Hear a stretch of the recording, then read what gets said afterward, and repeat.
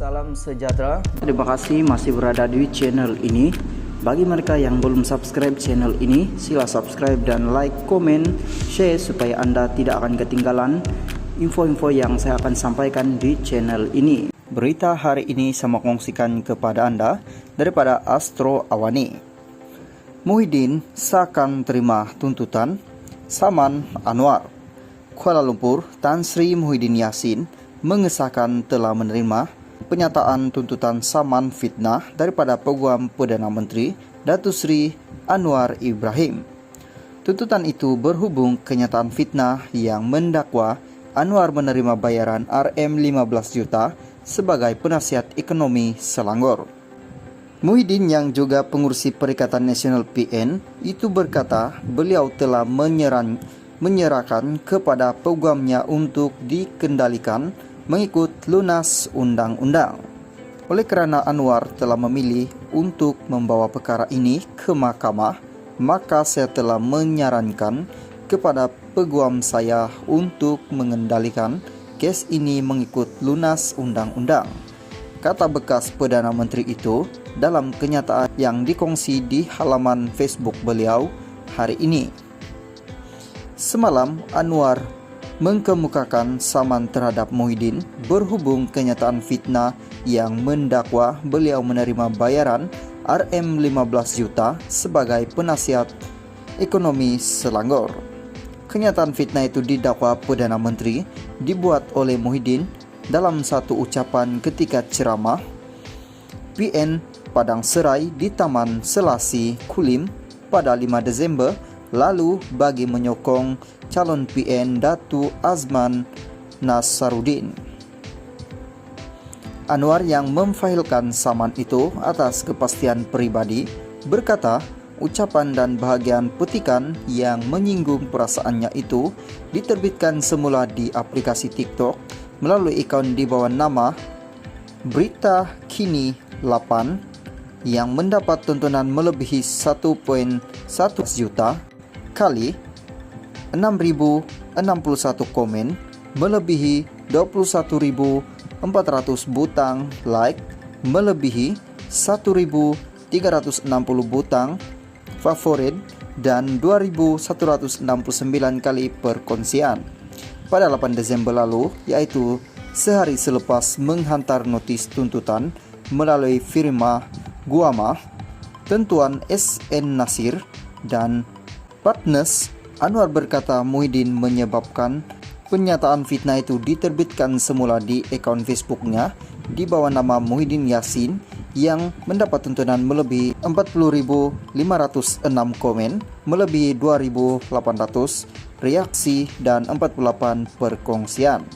Sehubungan itu, Anwar menuntut daripada Muhyiddin antara ganti rugi EM, ganti rugi teruk, ganti rugi pampasan, dan ganti rugi teladan, dan perintah indukasi untuk menghalangnya daripada terus mengeluarkan kenyataan fitnah serupa.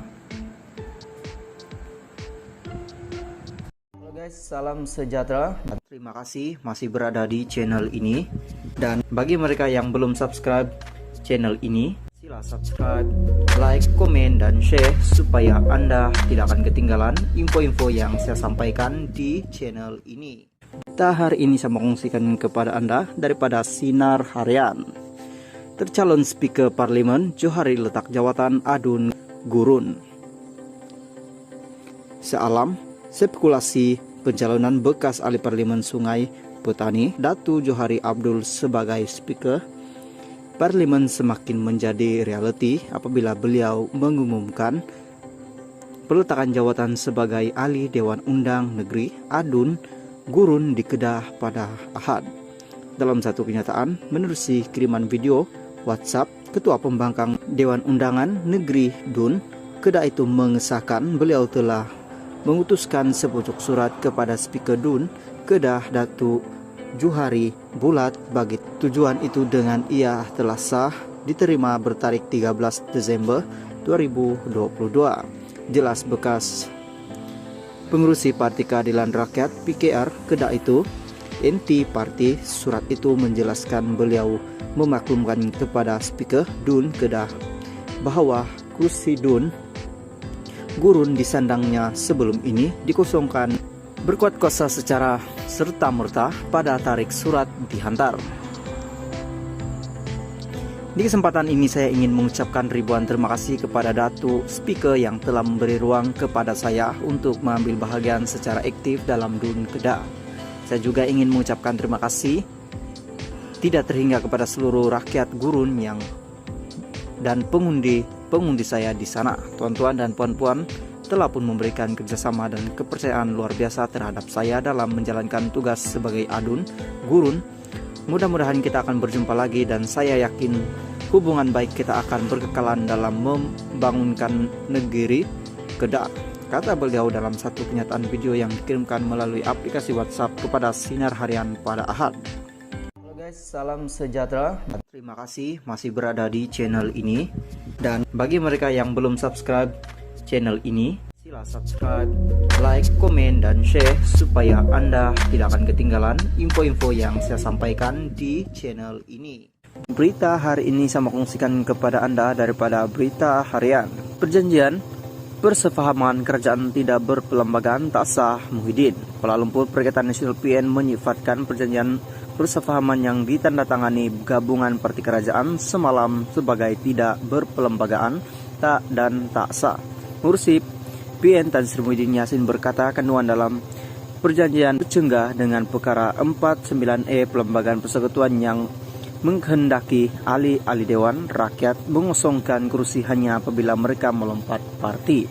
Katanya undang-undang anti lompat parti yang mula berkuat kuasa pada Oktober lalu tidak menghalang hak dan kebebasan ahli-ahli Dewan Rakyat untuk mengundi di Dewan Rakyat. Tak ada mana-mana bahagian dalam perkara 49E pelembagaan persekutuan yang menghendaki seorang ahli Dewan Rakyat mengosongkan kursinya jika beliau tidak menuntut arahan parti dan pengundian mana-mana usul atau rang undang-undang.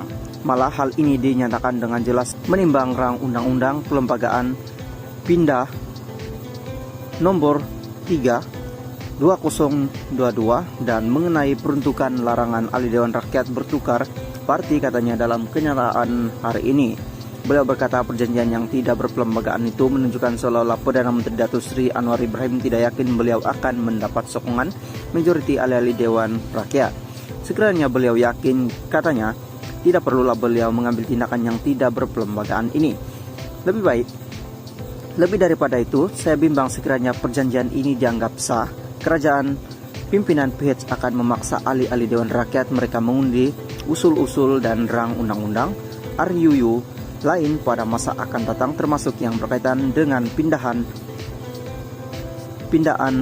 perlembagaan. Ini karena seperti didakwa oleh Perdana Menteri, beliau telah pun mempunyai sokongan 148 ahli Dewan Rakyat, yaitu genap majoriti